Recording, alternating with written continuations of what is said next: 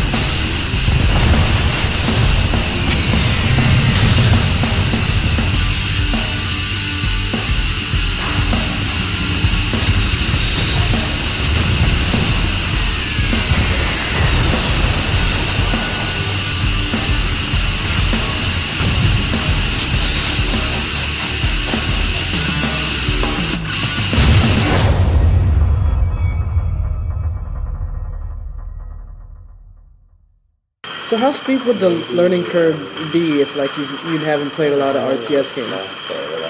It's pretty good. I mean, not very steep.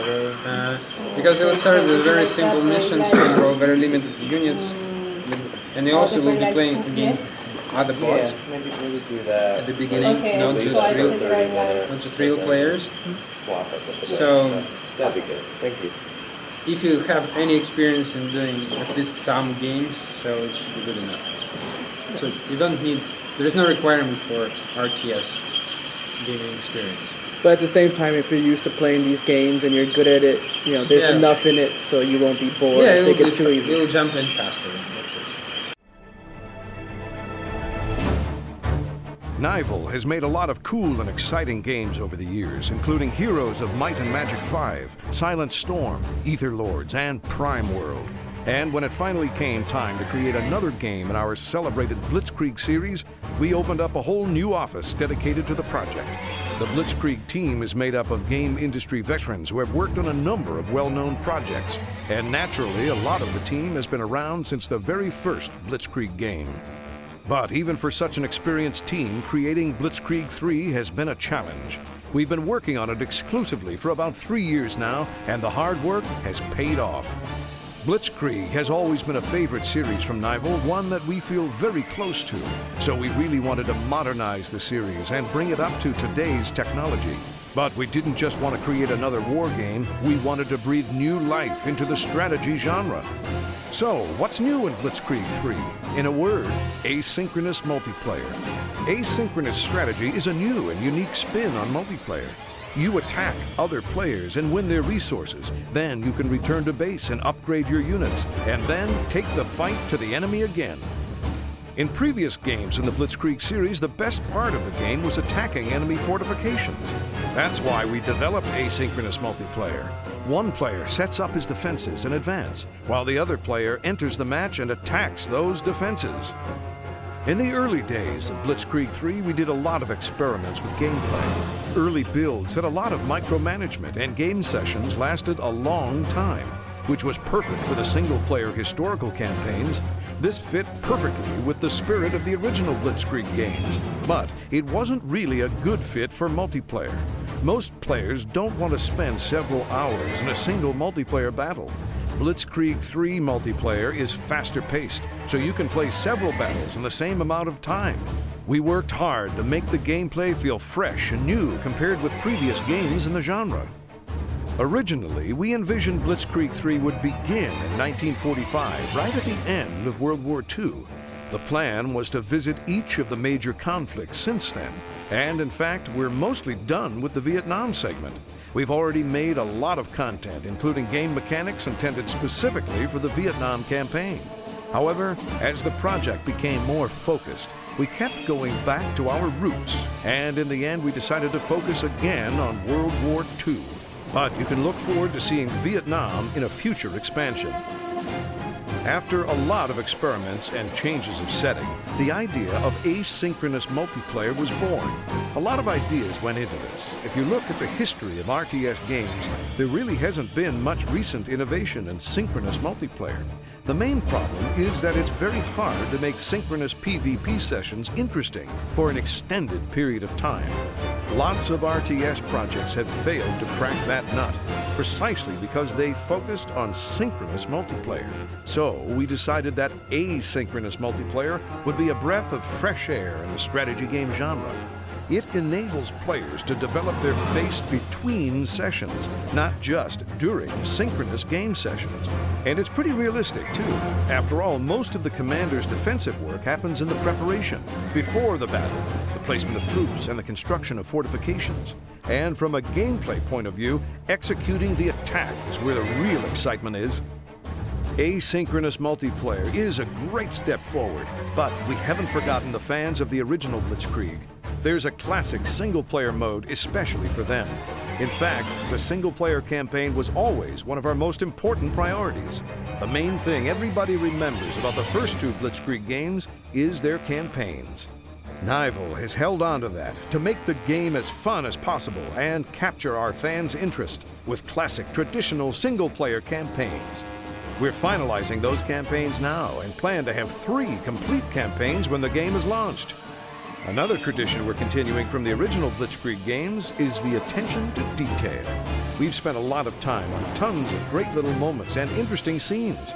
Blitzkrieg has always been famous for its level of detail, and this principle is a major part of Blitzkrieg 3. An important factor in the game's success will be its accessibility. It'll launch on PC, but over time, Blitzkrieg 3 will come out on other major platforms, including Mac and Linux. Right now, Blitzkrieg 3 is in the home stretch. We're putting the finishing touches on game balance, finishing the single-player campaign maps, and setting up the online services, getting ready for the big launch. Interest in World War II is on the rise. There aren't many cutting-edge RTS games out there, so it's a great time to launch a serious RTS game about World War II.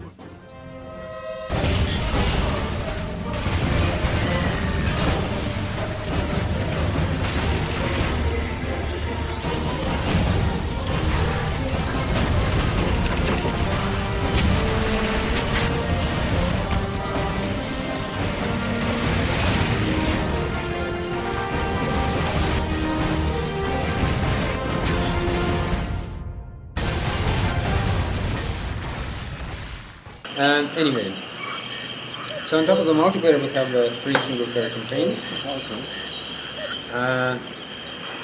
It's so we have 3 factions: Allies, Axis, and Soviets. And we have 3 Blitzkriegs for each of them. There's a single-player campaign. So the first one is capturing is a France campaign for Germany. It's capturing Paris. The second is starting from Sicily until capturing Rome for Allies, and the last one for Soviets sieging the Berlin in 1945. The monetization also reflects the structure of the game, so it's kind of a blend of single-player and multiplayer. So what we do, we're already allowed to pre-order the full game for $30 right now, which is a pretty reasonable price, I would say. It includes 3 single-player campaigns and multiplayer access. In February, when we start closed alpha test. Then, after the launch, there are 2 options. Either you can once again buy the full game with 3 campaigns and multiplayer, or you can start playing multiplayer for free, and then buy single-player campaigns as the DLCs. On top of that, we offer the optional premium accounts for the multiplayer, which will double your progression, basically, which will double resources and experience points. so which would allow you to make everything faster, but we're not offering any microtransactions. So there is no microtransactions, there is no pay-to-win items, so just the speed of progression, that's the only thing we monetize. That's why we don't have any waiting timers or anything like that, because this is naturally, for many other games, this is the source of monetization, and microtransactions, we don't do that. So we're trying to combine the best of two worlds from a monetization perspective as well. So the best of single-player games, standalone games, and the best of free multiplayer games. That's about it. And you said it has 3 single-player campaigns. Roughly how long do those span, like, in terms of like playtime? I think roughly it's like 5-6 hours each. It's about 8-9 missions each.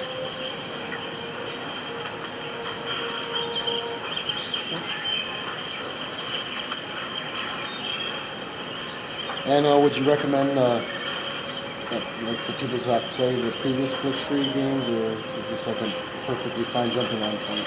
Yeah, absolutely. Because so the previous Blitzkriegs were very famous for the number of mods. So we sold 2 million units. We've got more than 10. We launched more than 10 add-ons for the game, and we've got about 100, actually more than 100 players mods, modifications for the game. So, and the reason for that is we have very extensive map editor, and it was actually very cool. But in online, you can't do it. You actually can't give the map editor anymore. But what we decided to do is to convert the whole game into the map editor. So basically, by creating a defense, kind of creating missions for the other players. And since we're going to improve this field more and more in the future, there will be more and more tricks which you actually can put into your defense system to make it much more fun for the attacker. So then people that played the previous games will have a little something, and people that have never seen it before will have a little something as well. It's like, you know, you have the old people that have something recognized, and new people will bring, you know, it won't be something overwhelming to them.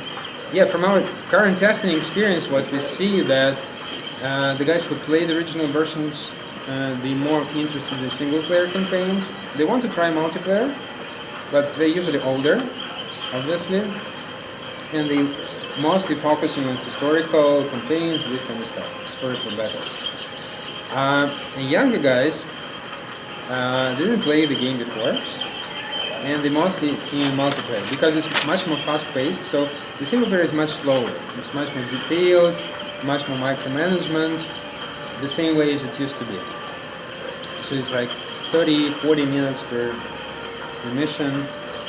I'd say 30 plus at least. Multiplayer is very fast-paced, very compressed experience in very, very short time frame. It's on average about like 10 minutes, and it's much better suited for the younger audience. And frankly speaking, the younger guys, they like to attack mostly, and the guys like me, I like to build up defense and just. I don't have that much time to play. I can't like play lots of offensive missions, but I can tweak the defense, come into the game, see how it was cracked, what didn't, because I'm getting the resources for successful defense as well. So I'm just playing from defense side. I'm just creating the perfect defense and just laughing at the other guys who trying to crack it, for example. So it's my experience. So the game allows kind of different ways to play, depending on your temper or style or whatever. And you said it closed alpha in February? Yes. Do you have a time frame for the full launch? This year? Yeah, no, it's online. I mean, we need to fix everything, balance everything.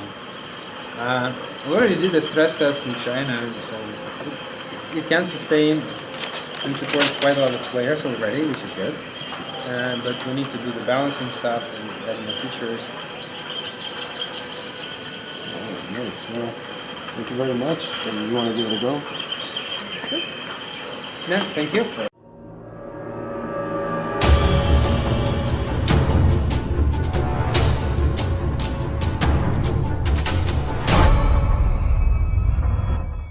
Hello everyone! Today we'll see a live gameplay demonstration of Blitzkrieg 3. We'll try to break through the enemy defenses and capture the enemy base and their warehouses. Our troops are here on the map, and we're down in the lower part of the map around the center. Over here to the top left we can see the enemy base. Across the top we can see a second direction we can approach and a control point with some warehouses that we'll need to capture. So let's get things started. We'll assign hotkeys to the heavy tanks. Then we'll send out a scout with heavy tank support. I'll also assign hotkeys to the medium tanks and the infantry.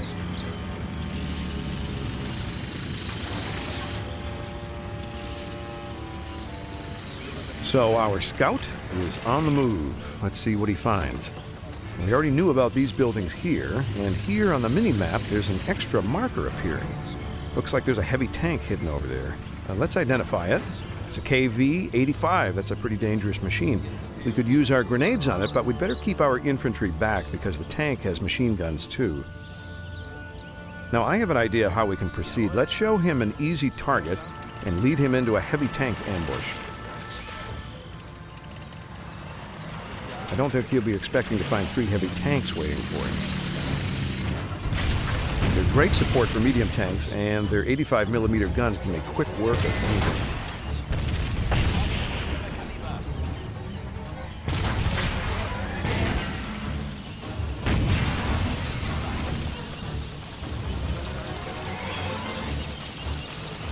Now we'll bring in our medium tanks too. We'll send our scout further in, and it looks like we just discovered a minefield.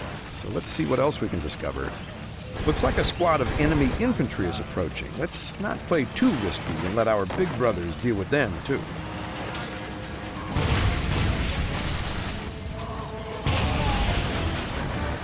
So our tanks have taken out the enemy infantry, and our scout can continue his tricky job. Exploration is a key part of the game. So we found some enemy positions. They have a self-propelled gun. It might not be ideal to send in our infantry, but it could deal our tanks a lot of damage.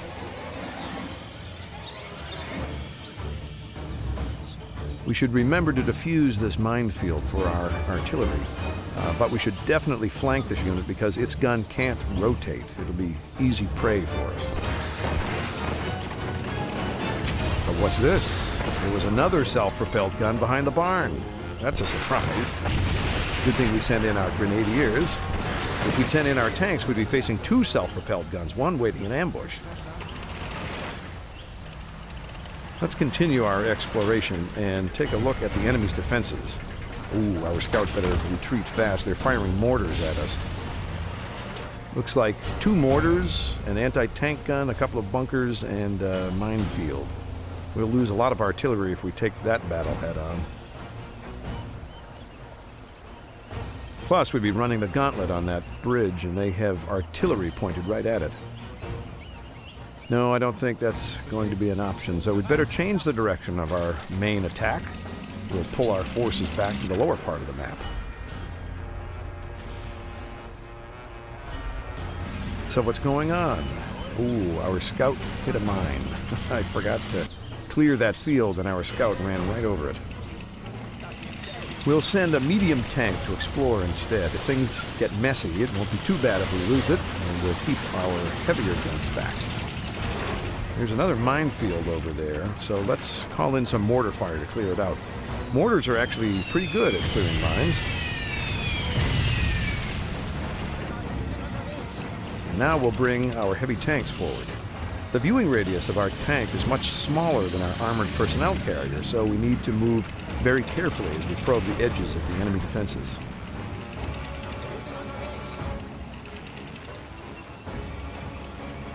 Looks like we found an anti-tank gun. Better pull back. Ah, he spotted us. And here comes the enemy infantry. And there's another anti-tank gun.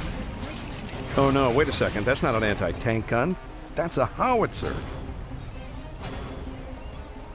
This isn't good. The enemy is looking pretty serious. We need to get some troops over here. Let's destroy the anti-tank gun first because it's right in our way, and then we can bring in our heavy guns. So we'll need to use our troops to take out that enemy artillery. We'll create a diversion because we can't attack that base until we've suppressed their artillery. It's a serious weapon.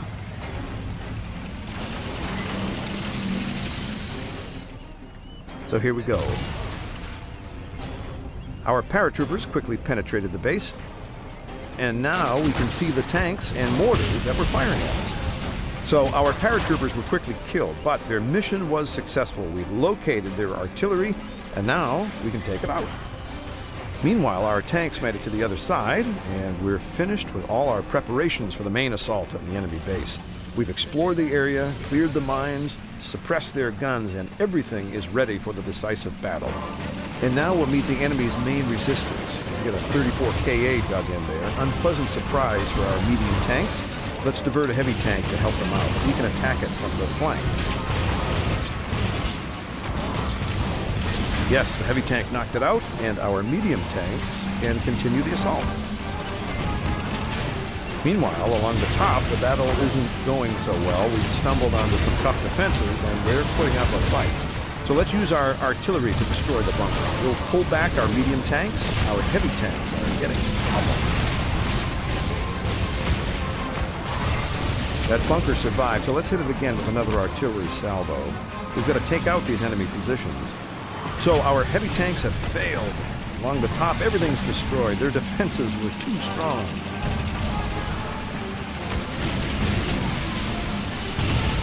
There it is, the second howitzer. Better take that out quickly. And where did that KV tank come from? There's a third howitzer somewhere attacking us from above. And we've only got 3 tanks left. Make that 2. The enemy was well prepared. We didn't expect that much resistance. We'd better retreat and see what we can do from a distance. Well, we've stopped that tank in its tracks, and another salvo will finish him.